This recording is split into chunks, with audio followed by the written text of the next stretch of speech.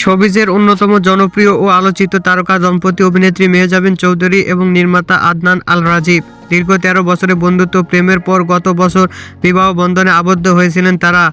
আজ ১৪ ফেব্রুয়ারি ভালোবাসা দিবসে নিজেদের প্রথম বিবাহ বার্ষিকী উপলক্ষে সামাজিক যোগাযোগ মাধ্যমে বিশেষ বার্তা দেন মেহজাবিন। বিশ্ব ভালোবাসা দিবসেও নিজেদের বিশেষ এই দিনটি উপলক্ষে মেহজাবিন সামাজিক যোগাযোগ মাধ্যমে আদনানের সঙ্গে বেশ কিছু স্থির চিত্র পোস্ট করেন।